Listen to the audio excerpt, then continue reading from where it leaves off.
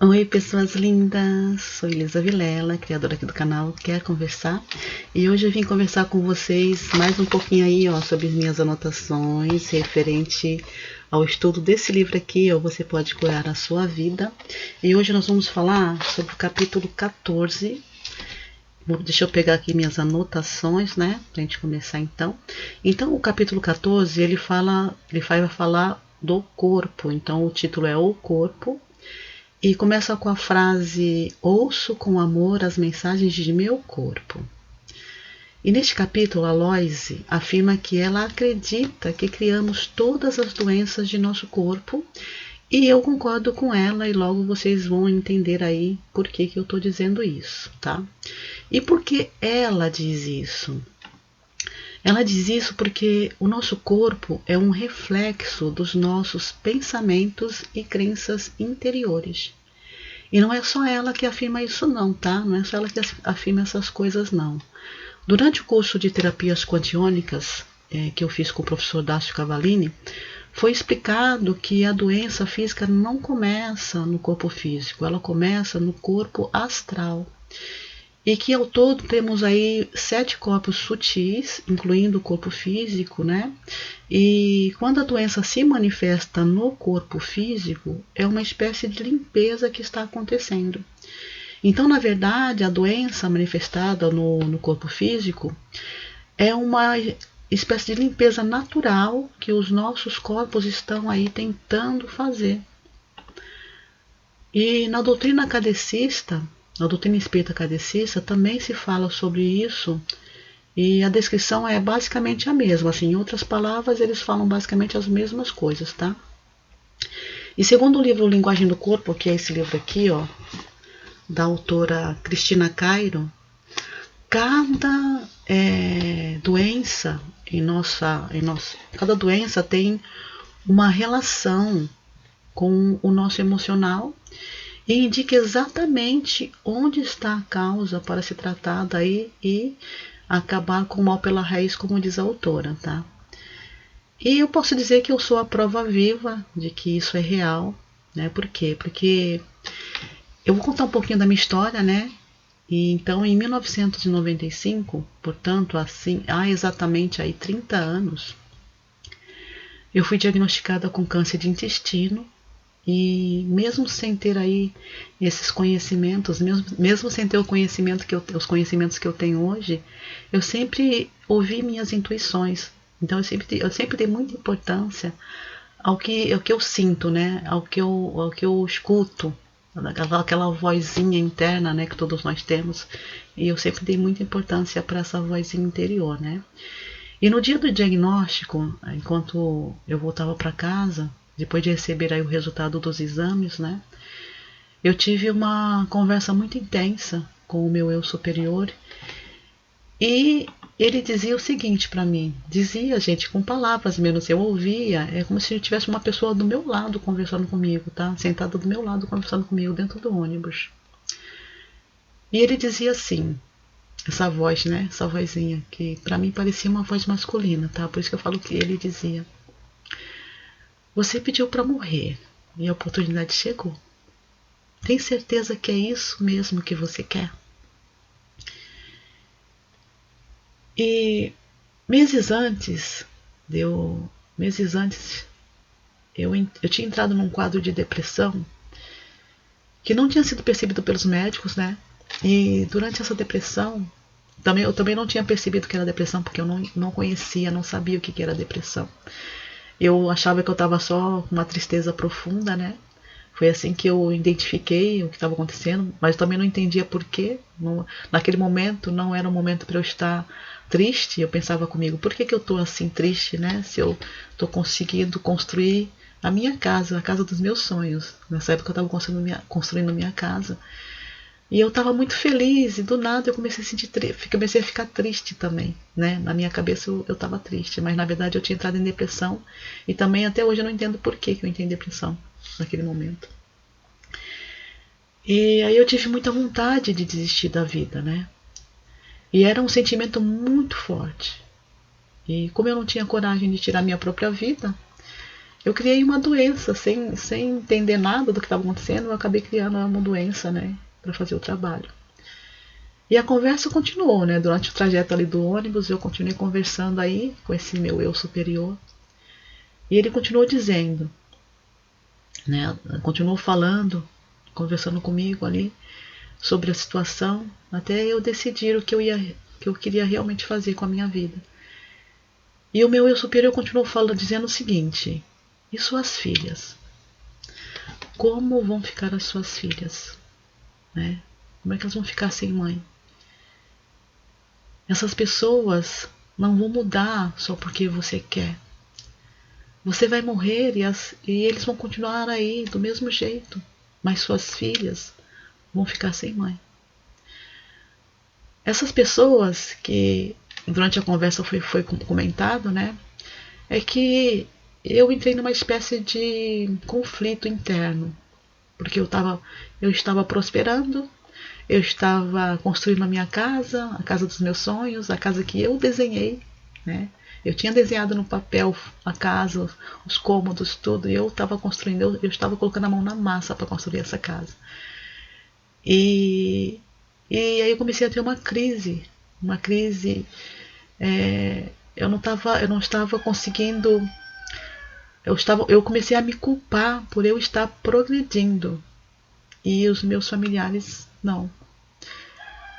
Não sei por que isso aconteceu também hoje, né? Na época eu não entendi por que isso estava acontecendo, mas hoje, com os conhecimentos que eu tenho hoje, eu entendo que o que estava acontecendo comigo era uma crença limitante que estava tentando me atrapalhar na construção da minha casa. Hoje eu entendo que era isso, tá, gente? Mas na época eu não entendi, né? E aí eu comecei a repensar se valia a pena, né, eu desistir de tudo por causa de certas pessoas, né, que não estavam nem aí para mim. Então eu respondi: não, tá errado. Eu quero continuar e vou continuar. E assim como eu entrei, eu falei, né, eu falei em pensamento, assim como eu entrei nessa situação, eu vou sair dela. E na consulta seguinte eu conversei com o médico, me preparei para a cirurgia e fui confiante que eu iria sair daquela situação. Depois fiz a quimioterapia, então fiz a cirurgia e me recuperei rápido da cirurgia. Fiz a quimioterapia, né, com a mesma certeza de que ficaria tudo bem, né? E hoje eu estou aqui dando aí o meu depoimento, o meu testemunho, né? E uma coisa muito importante que eu não posso deixar de falar é o seguinte, que desde que eu decidi continuar viva, eu comecei a afirmar para mim mesma. Então eu já fiz uso das afirmações, né, do que está sendo ensinado aqui pela Loise. Por isso que eu falo que tudo que está nesse livro, tudo que eu tenho estudado ultimamente, né, tanto nesse aqui, Você Pode Curar Sua Vida, como Cure Seu Corpo, e outros, né, Poder do Agora, e outros livros que eu estou aqui tendo a oportunidade de estudar, cada um desses livros que eu leio, eu percebo que eu já sabia de tudo isso, porque eu já coloquei na prática tudo isso. Só que na época eu não entendia que eu estava utilizando uma técnica, né? E que mais tarde eu teria esse conhecimento, né, teórico, porque na prática eu já estava fazendo, né? Só que eu não me dava conta de que eu estava fazendo. Agora eu me dou conta de que eu usei muito a lei da atração, as afirmações que a Lois ensina aqui pra gente. Por isso que eu falo, gente, que isso é real, isso funciona de verdade, porque eu conhecia isso na prática, só que eu não sabia que eu estava fazendo, que eu estava usando uma técnica, né? E eu comecei a afirmar aí, né, e repetir várias vezes. Até o dia da cirurgia, eu continuei falando, né, afirmando que eu vou sair dessa situação, eu vou conseguir, eu preciso conseguir. Então foram essas frases que eu usei até o dia da cirurgia. Eu comecei desde o dia do diagnóstico, depois daquela conversa com o meu superior dentro do ônibus. Eu passei a afirmar, eu passei a fazer essas afirmações, falando mesmo, em voz alta, quando eu estava sozinha. E quando eu não podia falar em voz alta, eu falava em pensamento. Então, no dia que eu fui para a cirurgia, eu fui repetindo isso várias vezes, né? Até no momento que eu estava sendo anestesiada, enquanto a anestesia não estava fazendo efeito, eu estava lá, né, deitada, recebendo anestesia, o anestesista conversando comigo e eu só pensando, eu vou sair dessa situação, eu vou conseguir, eu preciso conseguir. E aí eu, né, fui anestesiada e aí no dia seguinte eu só não lembrava de mais nada. Eu acordei da anestesia, né? E aí já tinha feito cirurgia, estava tudo bem, estava bem já no quarto, né? E continuei, mas eu continuei com essas afirmações, né?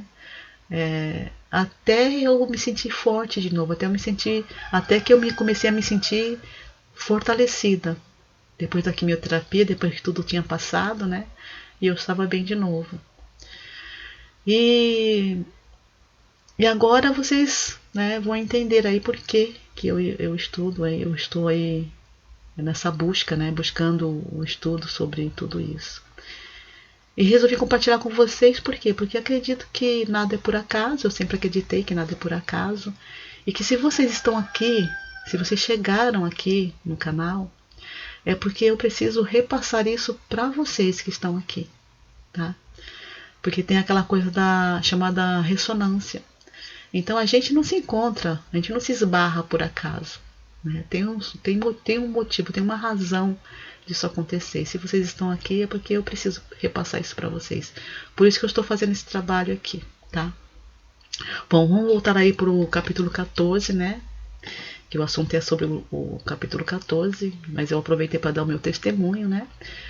Então, nesse capítulo, a Loise diz que o nosso corpo está sempre falando com a gente e só precisamos parar para ouvi-lo. A gente só precisa aprender a ouvir, né? Porque, como diz a Cristina Cairo, né? Ó, linguagem do corpo, então o corpo fala com a gente, tá?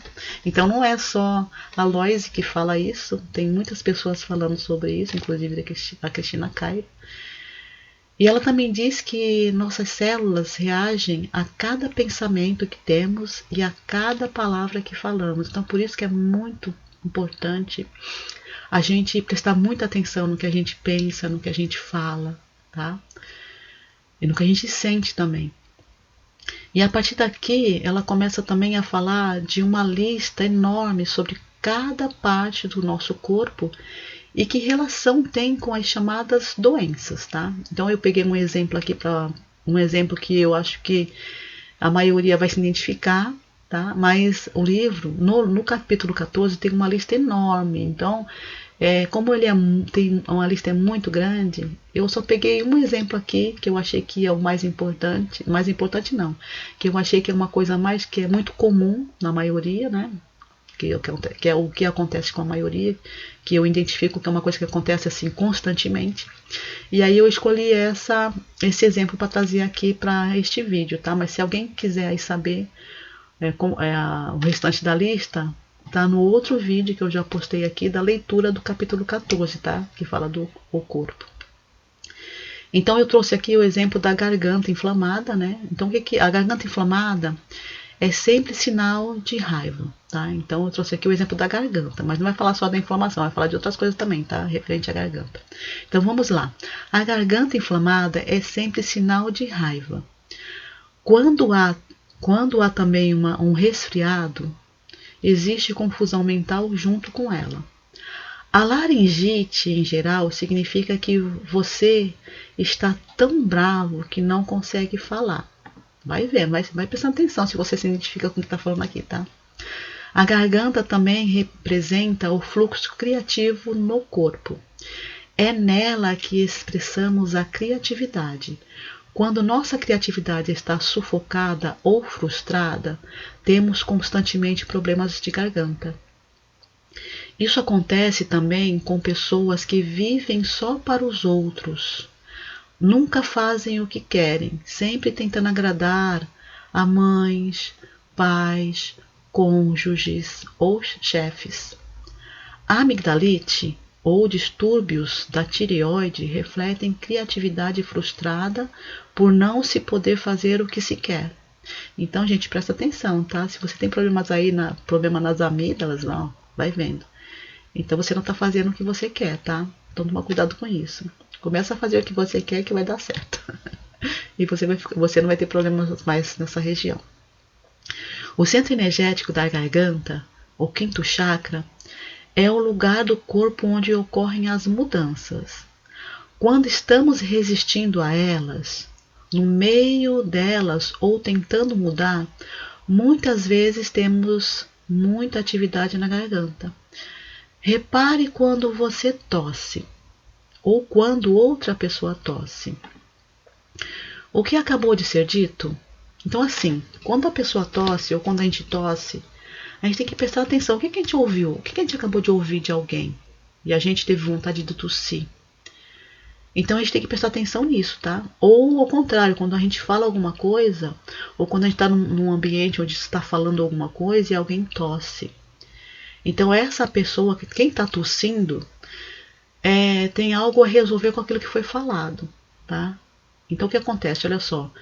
Quando alguém tosse ou quando você tosse, o que acabou de ser dito? Presta atenção no que acabou de ser dito no ambiente. Ou o que você falou, ou o que alguém falou para você. A que estamos reagindo? Então estamos reagindo a quê?